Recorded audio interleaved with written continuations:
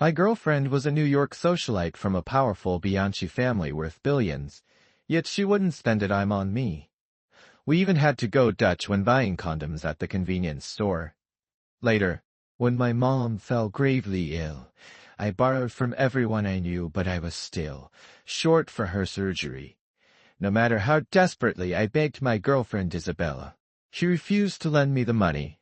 After I handled my mother's funeral arrangements alone and went home to pack my things, I stumbled upon a list of gifts she'd bought for her neighbor's younger brother, a mansion in the Hamptons, luxury watches, haute couture gowns.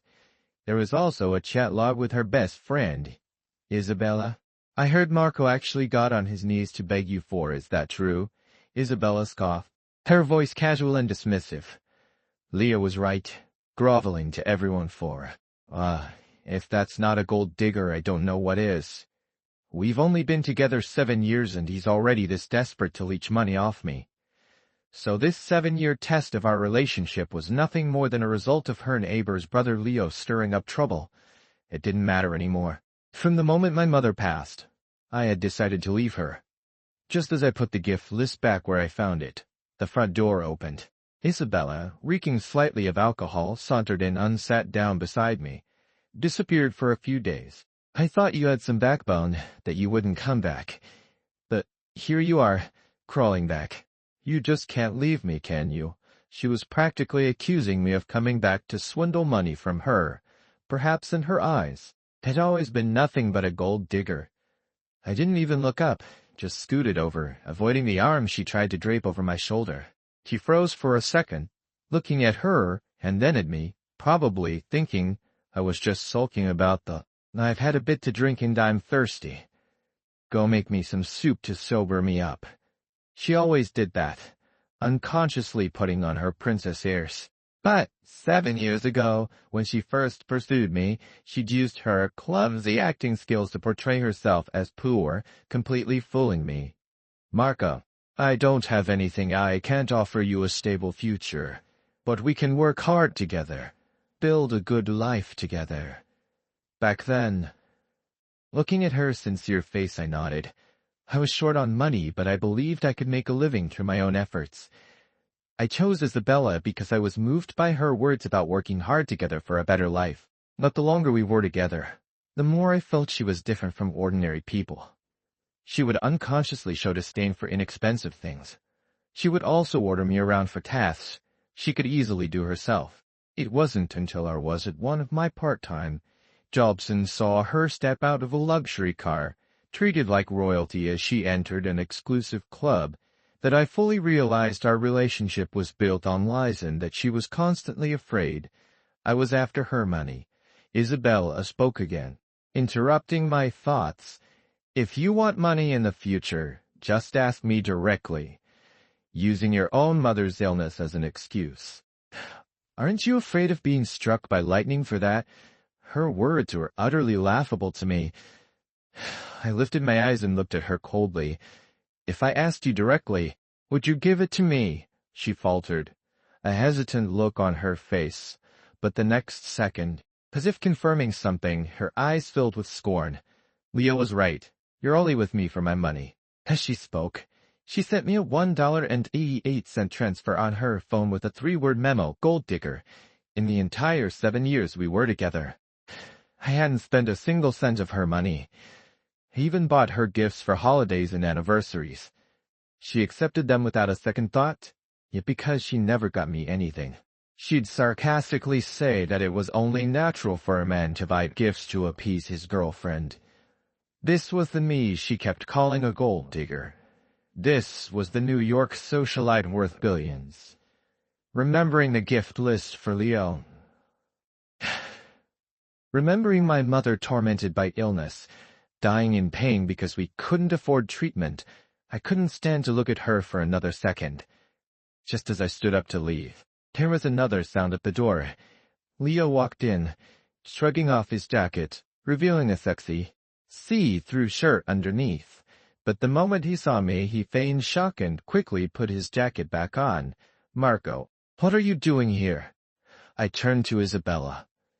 If I remember correctly, this is the apartment we rent together. Not only do you casually give out the passcode, but you also let people barge in whenever they please. Hearing this, Leo put on a look of utter victimhood, scurried over to Isabella's side and grabbed her arm. Isabella, how can I be considered people? I just forgot my house keys and wanted to crash you for a night. Besides, if Isabella hadn't agreed to share the rat Marco, you'd be paying for it all yourself. So, in a way, you're the one benefiting. I had no idea how many times he'd instigated things like this behind my back. Isabella, after hearing him, didn't think she'd done anything wrong. In fact, she seemed to think Leo had a point. Leo's right. I have my own place, so splitting rent here really puts me at a disadvantage. It's like paying someone to sleep with me. What's the difference with that? She pulled out her phone, displayed her payment QR code, and held it in front of me. You don't want people calling you a gold digger, do you? Then pay me back for my share of the rent for the past 7 years. This small something square meter apartment was what Isabella and I rented when we first got together after college. To earn more money, I stayed in New York to work with my abilities. Back then, I could only afford a cramped little room far from the city center. It was Isabella who said the place was too far, inconvenient for her to visit. It was also Isabella who said that tiny room wasn't fit for human habitation, that even being intimate with me there would ruin her mood. She wanted us to rent a bigger place together. So under the pressure of high rent, I took on another part-time job with the time I saved on commuting. Now, not only did she want me to pay back her half of the rent for the past 7 years, but she even implied she felt like she'd paid to sleep with me and had gotten a radio. Isabella, what have you taken me for these past 7 years? The humiliation and anger on my face were for myself. 7 years of my youth wasted on someone like this. The hand extended towards me trembled. The moment she saw my downcast expression, she pursed her lips and retracted her hand. I was just kidding. At worst. She hadn't finished her sentence. Leo clicked his tongue twice, a disdainful look on his face. Still say you're not after Isabella's money? If it weren't for Isabella, could you afford such a nice place? Isabella, you should just cancel the lease next month. You can't keep letting an outsider take advantage of your generosity. Or make Marco sign an IOU. That would be fair. If assault weren't illegal, I really wanted to slap each of them. But if I did, they would surely find ways to extort money from me. Tasteless rich people and their favorite malicious games. 7 years. I had played along with them long enough. I was done. I'm not signing any IOU. If you want money, feel free to sue me. See if the court will rule against me. I'm not living here anymore either. Since Mr. Leo wants to stay the night, remember to pay Isabella rent. Otherwise, you'll become a gold digger too. I was about to leave when Isabella grabbed me. The playful look she had moments ago was completely gone, replaced by a touch of reproachful anger. Marco, are you serious? Leo and I were just joking with you. I suggest you think this through. If you leave here, you'll never be able to afford such a good place again. I was truly wrong, incredibly wrong. I shouldn't have let her sweet-talk me out of breaking up when I first found out she was a New York socialite. Even more so, I shouldn't have time and time again, when she accused me of wanting her money, believed her talk about an equal relationship that shouldn't be dominated by money. I only remembered how she'd used her stomach to warm my hands in the coldest part of winter. When I had a headache, she gently massaged my temples with her warm little hands. We had indeed loved each other, and it had been sweet, but our love absolutely could not be tainted by money. Isabella, let's break up. Only when the words, break up, left my mouth did she finally drop her playful smile. At the same time, a hint of panic appeared on her face. Break up? Marco, you're actually breaking up with me. I don't agree. What right do you have to dump me? There's a limit to your tantrums.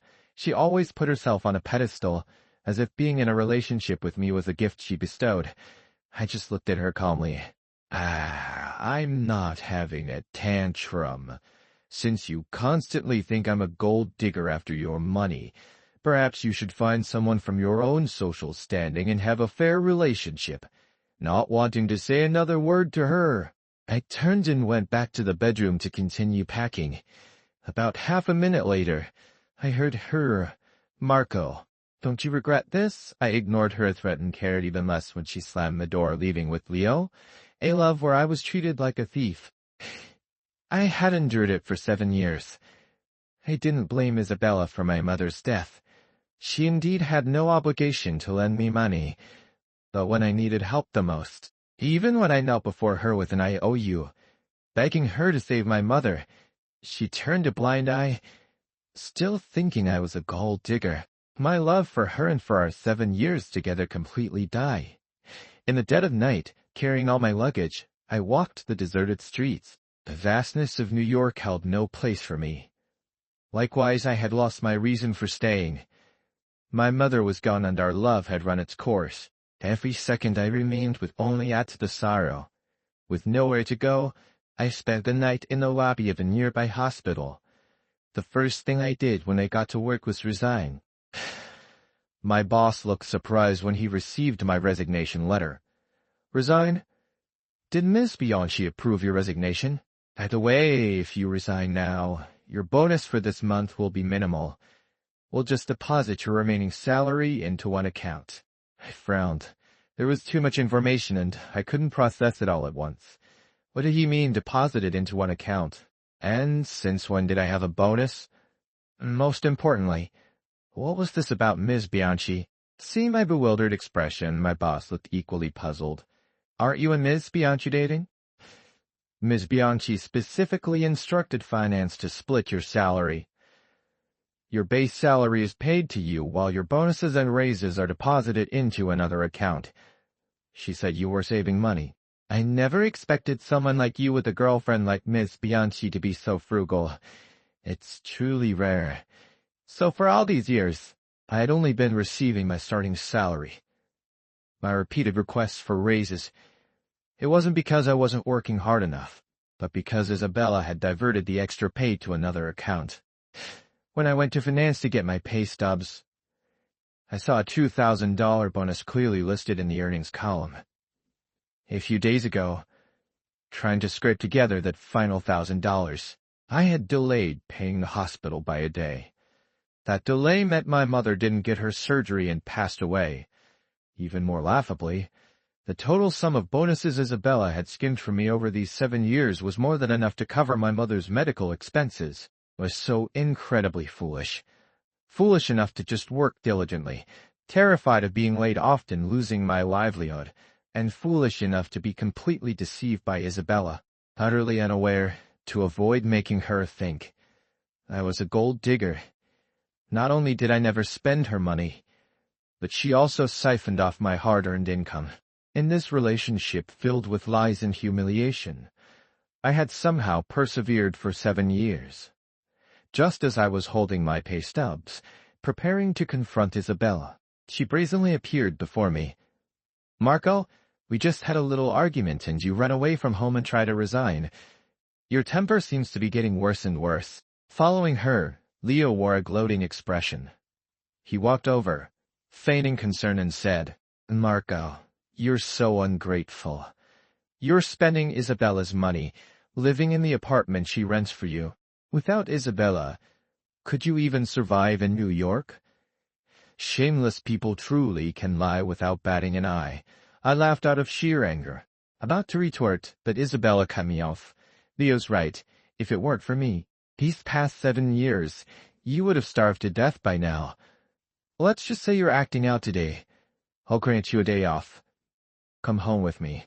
I won't even deduct this day of absence from your salary." The more I saw Isabella's true colors, the more I felt it. These long 7 years, just how blind had I been? People around us started pointing and whispering about me. When they saw Isabella didn't stop them, their voices grew louder. Miss Bianchi hid her identity just so Marco wouldn't feel inferior. She even made us keep it a secret. That shows how much Miss Bianchi cares for him. He eats her food, lives in her place, and still throws tantrums at Miss Bianchi, trying to marry rich without having what it takes. Without Miss Bianchi, what is he? The more people around us gossiped, the more smug Isabella looked. Leo kept chiming in, pinning all sorts of baseless accusations on me. Marco, didn't you lie about your mother dying just to get from Isabella? Wanting to leech money while trying to maintain a good image. You're such a hypocrite. His words were like cold water on hot oil. The atmosphere around us instantly exploded. Everyone looked at me with contempt and insults flew relentlessly. I looked at Isabella. She still wore an expression of utter indifference. She even seemed to feel a sense of grievance, as if Leo had voiced her innermost thoughts. I twisted my lips into an absurd smile. Just as I was about to speak, Isabella casually grabbed my arm, feigning generosity and acting as a peacemaker. Never mind, never mind. What's past is past. It's not like I'm short of that little bit of money. If you want money in the future, just ask me openly. There's no need to make up so many excuses. When Isabella spoke, the entire office seethed with indignation. Everyone thinking I was ungrateful and didn't know my place. Exactly. Ms. Bianchi is so wealthy. If he wants money, he should just ask directly. To curse his own mother for money, that's just inhuman. I can't believe Marco is this kind of person, and I used to think he was frugal. I even brought him food sometimes. So I like it. Ms. Bianchi should just dump him. Make it so he can't survive in New York. I looked at the colleagues who I used to be on good terms with, now also joining in to trample on me. Then I thought about Isabella's actions. Suddenly, it all felt meaningless. Since I was leaving anyway, even if I slapped the pay stubs down in front of her right now, she and Leo would just come up with more bizarre statements to have everyone continue humiliating me. I silently put the pay stubs into my pocket. I looked up and smiled at Isabella. We've been together for 7 years. You can go ahead and calculate exactly how much of your money I've spent. If you can't name a single cent that was spent on me, then please return the hundreds of thousands you owe me. Otherwise, both you and your company can wait to be sued by me. All that talk about a love untainted by money, yet it was constantly steeped in it. And she, this New York socialite who appeared to spend money like water in everyone else's eyes, had been spending the life-saving money I had saved for my mother. Isabella racked her brain, a flicker of panic in her eyes. Of course, she couldn't think of a single instance where she had spent money on me. This was a woman who would insist on splitting the bill for condoms. I had once thought it wasn't that rich people were stingy, but that I simply wasn't worth her spending a single cent on. Perhaps she wanted to argue further, but I no longer wanted to listen. As I turned to leave, Leo suddenly pushed me. I lost my balance and fell to the ground. Marco, stop trying to confuse things. How could Isabella possibly owe you money? You dare spread rumors. Aren't you afraid we'll call the police and have you arrested? If you go to jail, who's going to take care of your mother lying in the hospital waiting for you to earn money for her? Hurry up and apologize to Isabella. Leo still thought he could threaten me, but now I had nothing left to tie me down. Just then, my boss, who happened to be passing by, saw Isabella and squeezed into the crowd. She was holding an application form. Ms. Bianchi, Marco's mother passed away a few days ago. You still haven't approved the employee bereavement payment. Also, Marco's request for a salary advance. I withdrew it as you instructed. It's just such a pity. I heard Marco's mother was only short of her surgery fees. Besides withholding my bonuses and raises, Isabella had also deliberately feigned ignorance and refused to sign the employee bereavement payment form. Even my application for a salary advance had been withdrawn by her. It was only... Why couldn't she give it to me? Why did she have to make things so difficult for me? Remembering everything I had done for Isabella over the years, I felt like a pathetic fool. If I had worked at any other company, I wouldn't have been so exhausted and I would have had plenty of savings. Maybe Mom would have survived if only I had never met Isabella. Those colleagues who had just accused me of using my own mother to get money fell silent as soon as they heard what my boss said. Each one of them lowered their heads, not daring to look at me. Perhaps they hadn't expected the tables to turn so quickly, but when the person in question was Isabella, No one dared to challenge her. People always bully the weak, even when the strong are in the wrong. I had understood these principles long ago, but witnessing them in reality still filled me with a sense of desolation. The colleagues I had helped with project plans, the friends whose children I had looked after, all those people I had once assisted. Even knowing the truth, none of them dared to speak up for me. It was both laughable and ironic. After composing myself, I spoke calmly. "Miss Bianchi, have you figured it out yet? Exactly how much money did I leech off you?" In contrast to my calmness, Isabella was somewhat flustered. She couldn't think of any money she had spent on me, not even a drop of water, not a grain of salt. Isabella suddenly gripped her supervisor's hand. Her voice died. "Marco's mother. She really passed away." The supervisor nodded, not understanding the situation. "Yes." "Miss Bianchi, didn't you know?" Isabella's vision blurred and she nearly stumbled. She couldn't believe that the kind woman who always called her dear Isabella was actually dead and that she had indirectly caused her death. Seeing her in such a state, anyone who didn't know better might have thought it was Isabella's own mother who had passed. I let out a cold laugh, a hint of sarcasm in my voice. "Can't remember. Or perhaps there's nothing to remember at all?" I had an urge to mock her further. But then I thought, why bother arguing with someone like her? The most important thing now was to collect my mother's ashes and take her away from this heartbreaking city.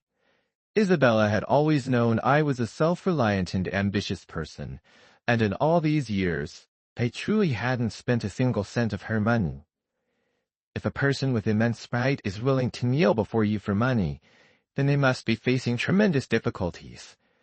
Isabella had always understood that. It was just that every time she wavered, Leo managed to pull her back. Isabella's unfocused eyes suddenly cleared. She looked around frantically, finally spotting me at the elevator. "Marco!" Just as she yelled, the elevator doors closed. A huge sense of crisis welled up inside Isabella. She had a premonition that if she couldn't get my forgiveness this time, I would leave her forever. Isabella strode toward the elevator, repeatedly mashing the call button. Seeing the floor indicator descending, Isabella cursed under her breath and kicked the elevator door a few times. The atmosphere around her grew tense due to her foul temper. Leo naturally knew what Isabella was about to do. To stop her, he hurried after her. "Isabella, where are you going?" Isabella wrenched herself free from Leo, who was clinging to her from behind, her brow furrowed slightly. "I'm going to apologize to Marco." A flash of malice flickered in Leo's eyes, which he quickly concealed. "Isabella, if you hadn't given Marco a job, he wouldn't even have been able to stay in New York. His mom died, so what? It's no big deal. At least now I can't use that as an excuse to leech money off you anymore. If you go to him now, you're just giving him the upper hand." Men understand men. Marco was just playing hard to get. In that instant, Isabella felt that the Leo standing before her was a stranger. She knew how capable I was. The company's market value had increased significantly in recent years thanks to my efforts. Ironically, it was Isabella who had been secretly suppressing me, a human life. Yet in Leo's eyes, it was so worthless. Isabella had just been carefully recalling our past. She hadn't spent a single penny on me, nor had I exhibited any gold-digging behavior. It seemed that every time I had been hysterical, every accusation and explanation I had offered, Isabella had been misled by Leo's words. The image of me as a gold digger had become deeply ingrained in her mind. The current situation was entirely due to Leo's instigation. After every single argument we had, the words were familiar. The script was familiar. But now Isabella only felt disgusted. If it weren't for Leo, Isabella wouldn't have developed such a twisted perspective on love. By the time she realized it, everything was already too late. Seeing Leo blocking the elevator entrance, Isabella's face turned unusually cold. "Move." Leo, unwilling to yield, had a look of grievance in his eyes. "Isabella, I can't let you." Before he could finish, Isabella shoved him aside. "If you get in my way again, I'll never see you again in my life." When Isabella finally reached the ground floor, she ran towards the entrance shouting, "Marco, don't go!" I ignored her, got into a car and left the company. By the time Isabella reached the doorway, all she could smell was exhaust fumes. For a moment, she felt a wave of defeat. For the 3 days after I left the company, Isabella had been constantly searching for me. Of course, I hadn't been idle either. I remembered a senior classmate from college who I'd heard had opened her own law firm after graduation. I found her in my contacts and tentatively sent a message. "No read!" ! Thankfully, she hadn't deleted me because of our previous acquaintance. My former classmate and I quickly reconnected. I described my situation to her and relayed what my boss had said, hoping she could help me recover the money. It was what I deserved. I had been blinded by love before, but now I genuinely wanted to sever this relationship completely. What was rightfully mine had to be reclaimed.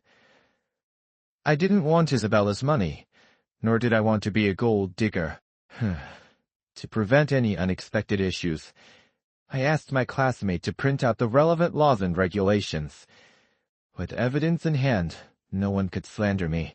In just 3 days, Isabella had become visibly haggard. When she finally received news of me, it was in the form of a court summons. Isabella held the document, taking a long time to process it. A self-deprecating smile touched her lips. The lawsuit wasn't as difficult as I had imagined. After winning the case, the money was quickly deposited into my account. Looking at the balance, it felt somewhat surreal. My mother was gone. This money was essentially useless to me now. But I couldn't let the money I rightfully deserved be unjustly withheld by Isabella. At the courthouse entrance, the wind blew through my hair. I returned to my hometown, a small town in Pennsylvania. I opened the gate to the small courtyard house where my mother and I had lived. They're lying on each other. The familiar scent filled the air and tears welled up in my eyes once more. I helplessly clutched my mother's ashes, squatted on the ground and wept uncontrollably. "I'm sorry, Mom. I couldn't give you a good life. I'm sorry. Mom, I couldn't get the surgery money in time. I'm sorry, Mom. You didn't get to see me get married. There were so many things I'd failed my mother in." After crying until I was exhausted, I saw a small stool in the yard.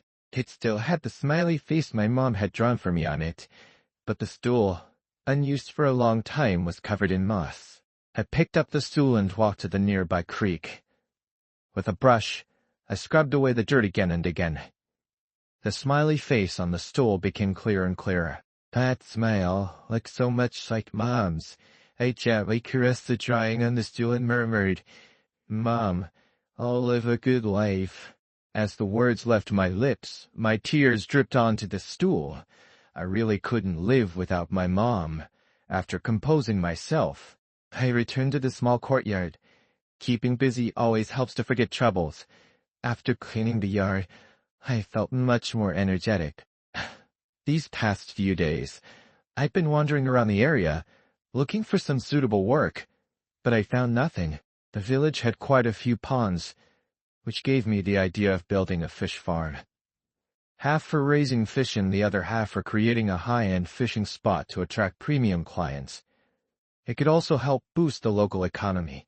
I checked my bank balance and started to sketch out a blueprint for the fish farm in my mind. But I was a complete novice in this field and I stumbled along, facing many setbacks. My daily routine consisted of sitting at my doorstep, lost in thought. My neighbor, Mrs. Chen, walked over with an apple. Seeing that I hadn't noticed her, she waved her hand in front of my face. "Marco, what's wrong? You've been so obstinate lately. Tell me about it. I'll help you." "I want to invest in a fish farm, but there are some things I don't understand," I said, not really expecting Mrs. Chen to be able to help, but just to ease her worry. To my surprise, Mrs. Chen clapped her hands in approval. "A fish farm.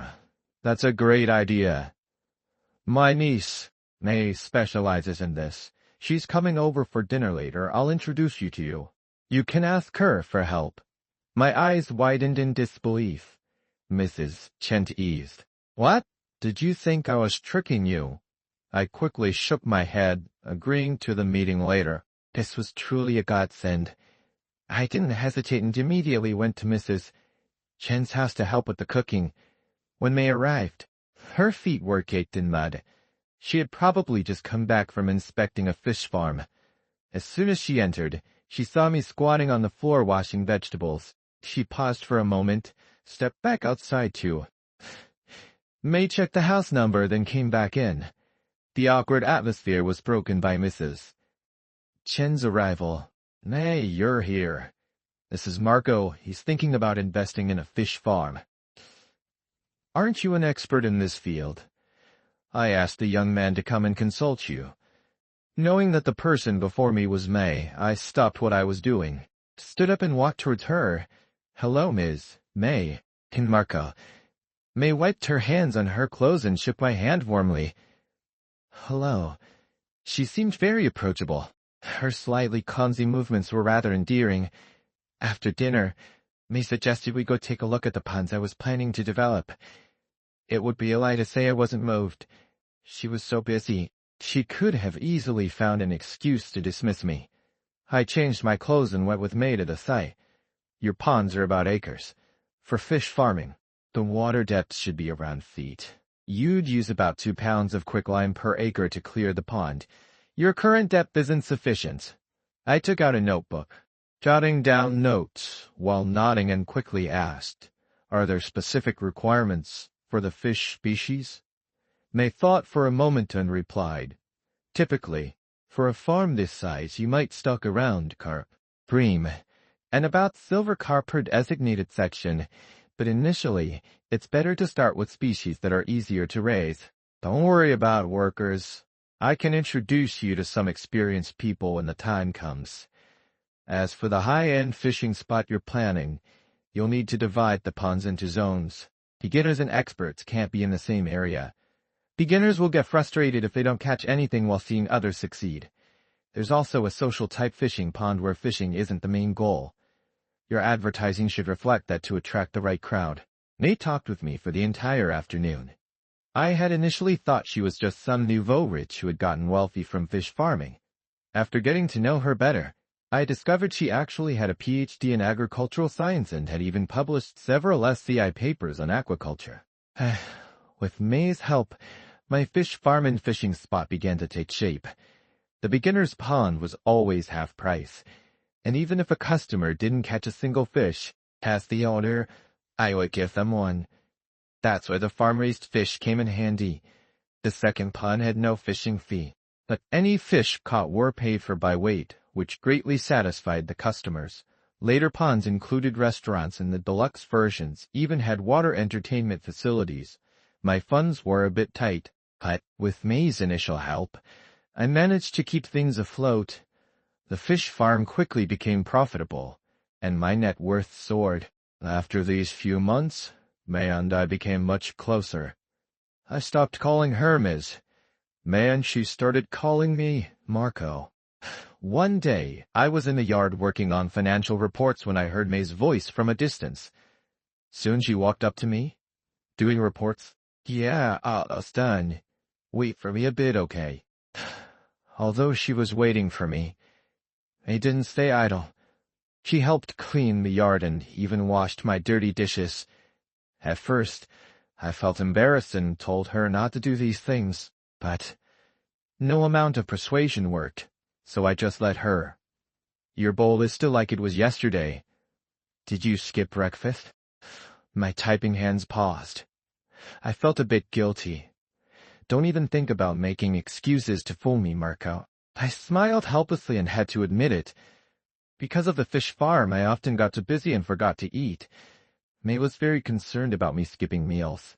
Seeing me nod, May looked exasperated, as if to say, you could do better. Health is wealth. The usual. The usual was May's signature tomato soup and grilled cheese sandwich. She made it really well.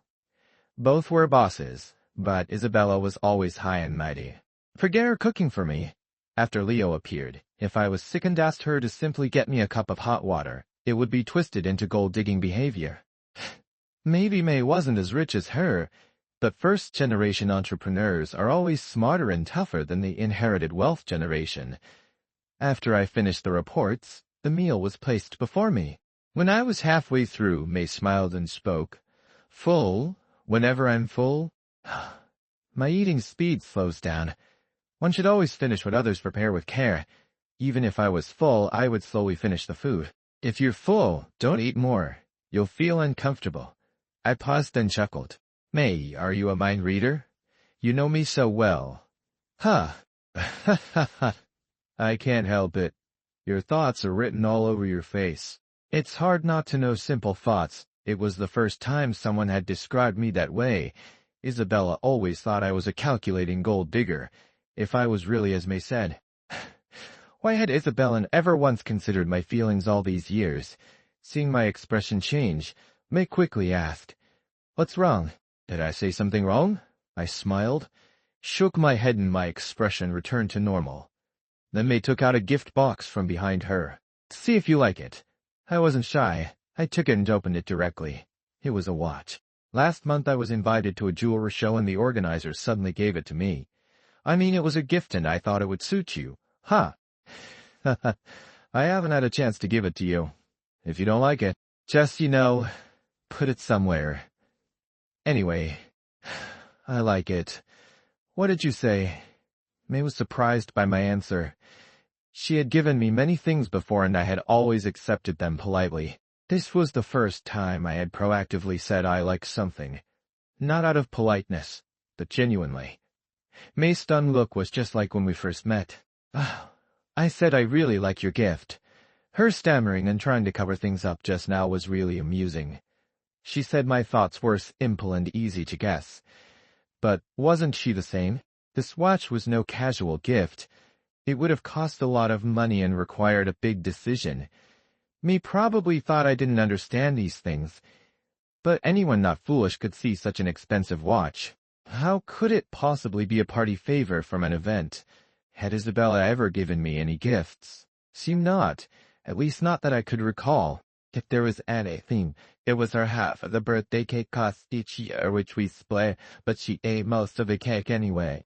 To suit her taste, I always bought mango cake. Thinking back, I was really foolish to think such a woman truly loved me. Those small things she did that moved me were all low-cost efforts, things anyone could do. Yet I was deeply moved, thinking I couldn't live without her. May looked at me tenderly and I felt a bit shy under her gaze. Why are you staring at me? May snapped back to reality and quickly looked away. She wouldn't dare admit she had been captivated by my face. Oh. Sorry, Marco, I was thinking of taking you to see the new fish farm tomorrow. Want to go? An invitation from the great President May. Of course I'll go. Okay, you can dress up a bit tomorrow. There's a banquet at the new farm in the evening. The scenery is great. I'll take pictures for you then. Perhaps afraid I'd misunderstand, May quickly clarified. I'm not saying your usual clothes aren't good-looking. You always look great. I saw on your social media you like taking photos. So I thought I'd help. Wear whatever you like. May really. She stutters when she's nervous. Got it? I'll wear my favorite clothes tomorrow. Don't overthink it. I'm not overthinking it either. The next morning, looking at a closet full of clothes May had given me, I put my head in my hand and smiled. Which one was her favorite for me? Recalling her expression each time she gave a gift, I really couldn't pick one. She seemed to only care if I liked them. 3 hours later, I finally made a refined light blue shirt, perfect to go with the watch she had given me. May had planned to pick me up, but I declined. I wanted to go alone to give her a quiet surprise, to show her through my actions that I loved her gifts, every single one. But unexpectedly, as I was about to enter the venue, I saw Isabella. I wanted to leave quickly, but she grabbed my wrist. I instinctively pulled away, looking at her warily. "What are you doing here?" Isabella was stunned by my reaction. "Marco, I've been looking for you for so long. I finally found out where you are. Can you forgive me? Give me another chance. It was all my fault before, listening to Leo's sour discord between us." Stop. Hold it. I don't want to hear your explanations.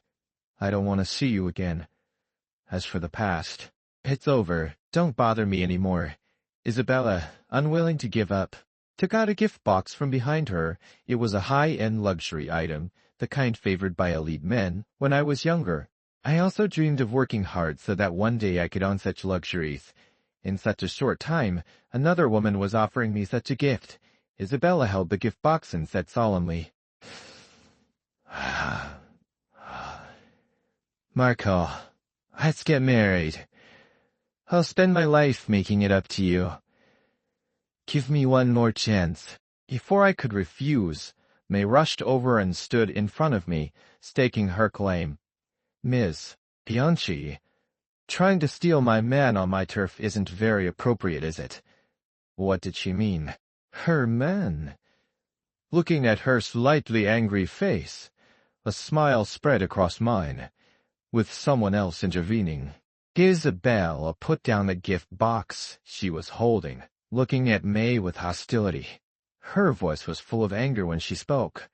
"What do you mean, your man?" "Marco is my boyfriend," May declared.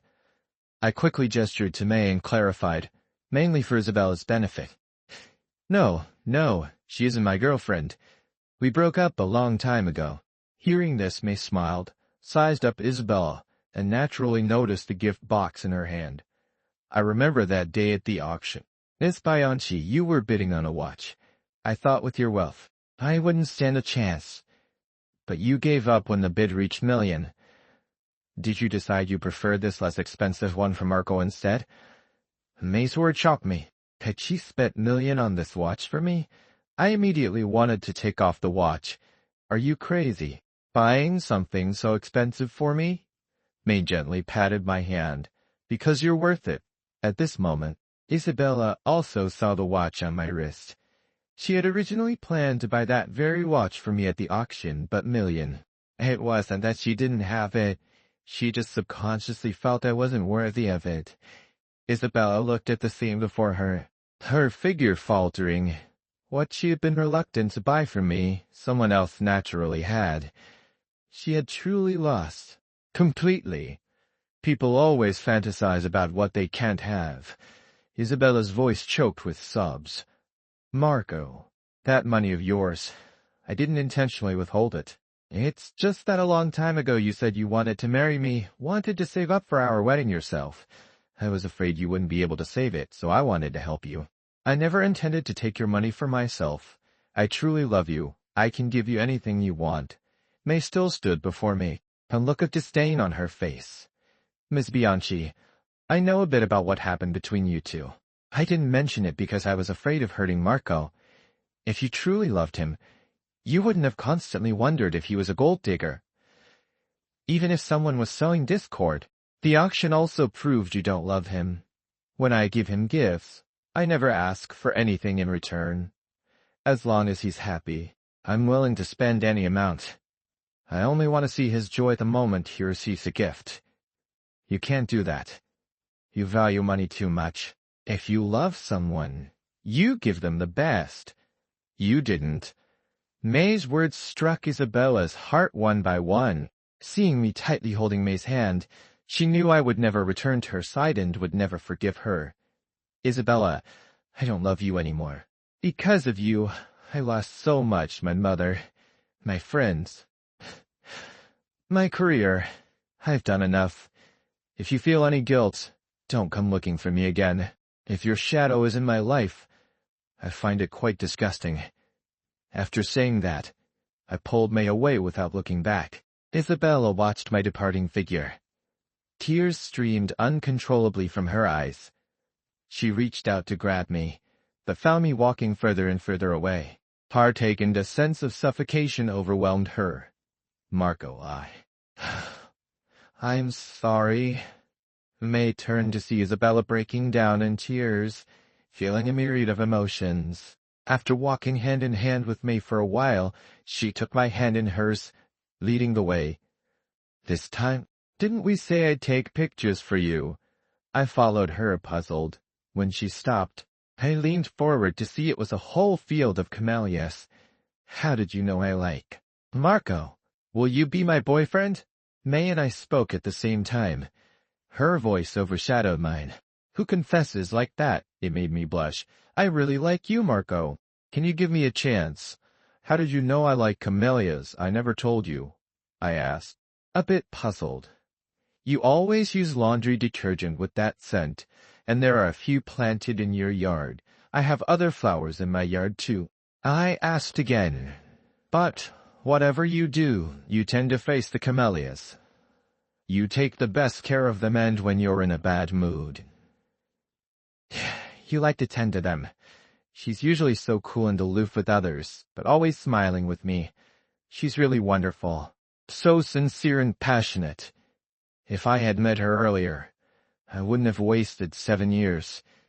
May, I like you too.